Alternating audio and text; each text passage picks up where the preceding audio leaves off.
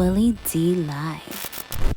Before I met him, which I kind of like knew who he was in middle school, but I didn't like really like meet him until I was like 16, 17, 18. Like those are the like ages that I known him, right? We started doing business and stuff like that. So prior to him meeting me, because he made a statement like Flip wasn't known, nobody knew him like that, that's a lie. Like the youngsters say, that's cap. You know what I'm saying? Before I met him, I was already doing freestyle battles, just joking, drumsticks, skating rink, super skate on MLK, Caro's, Club Unique Stadium Bowl,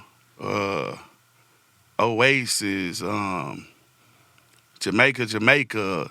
I was going out of town, like different people from different hoods. You know how people be like, man, I got a partner, man. He can rap better than you, and he represent our hood, and everybody put their money up, and you meet up, and we battle just like people would meet up and fight, you know what I mean? So I was doing all those different things, calling in 97.9 the box, doing the roll calls, like all these things building my names, doing talent shows, family reunion talent shows at the high school. These are all the things that I was doing prior to meeting him. Going to Kinko's, spending my own money, making flyers, going to the car shows, giving away the stuff, watching, you feel me, Rap a Lot come perform, 100 Deep. You know what I'm saying? Like all of these are moments that I did prior to him, like putting in the groundwork, throwing my own concerts. It was this place, what's that, Makawa? That's Makawa, like across the tracks. I'm trying to think what street. I think it's Belford. But it was like this place, the venue you could rent. And, I had through a few shows or whatever. Like, these are different things that I was doing prior to meeting him. So, fast forward to me meeting him, like, I heard he had an entertainment company, which was Sucka Free Entertainment. So, I'm from Cloverland, so the Botany Boys, we all affiliated. Everybody know where everybody live. Everybody know who is who. So he would throw shows. He threw a few events, you know what I'm saying? I went to a few of the events, but this is before he even really knew who I was. I'm the youngest in the Screwed Up Clique, but I was like, I'm always on the scene, you know what I'm saying, in clubs, super young. So 99% of those events were like empty that he threw. Facts. So anyway, fast forward to high school now. All right, I'm bubbling even more now, doing the battles, playing basketball. Everybody know me in the hood for hooping, you know what I'm saying? Having the Jordans early and all that. So we link up. Botany Boys thing is going. C-Note, everybody. These are my people from my hood, you know what I mean? Everybody know each other. So he had Sucka Free Entertainment. At that point, he had an artist named T. Lee from Canterbury Village. He had an artist named Red Bull, a guy named Dre, and a guy named Big Frank, and who later changed his name to Boss Hog. So when I got there, it was Sucka Free Entertainment. So when I got there, hanging around, coming around, he would always make complaints like, man, I need you to help write for Big Frank.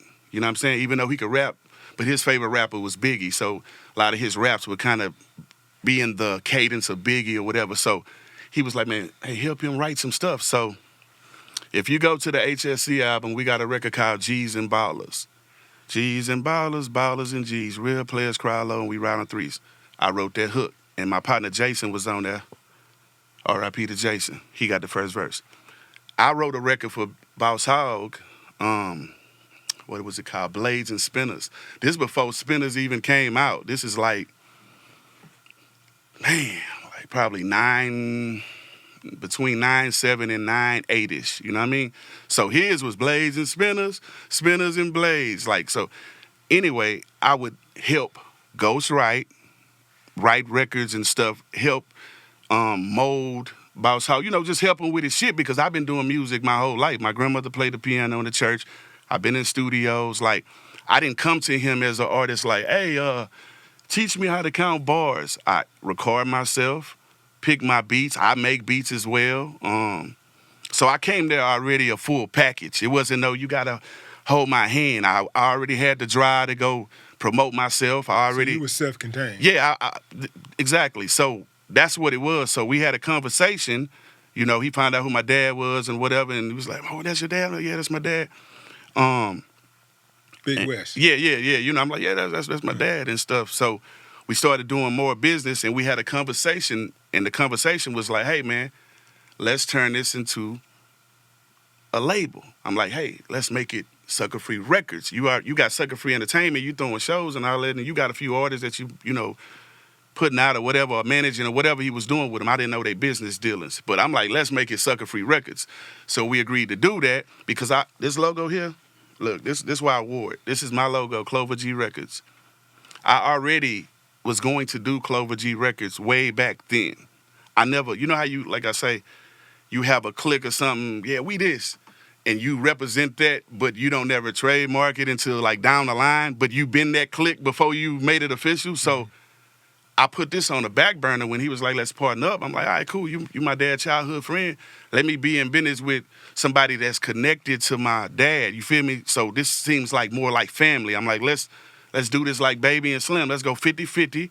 You the CEO, I'm the CEO, but I'm the artist as well. So when it's CEO money and it's artist money. Me being the CEO and the artist, I'm supposed to make more money than him because I wrote the records. You know what I mean?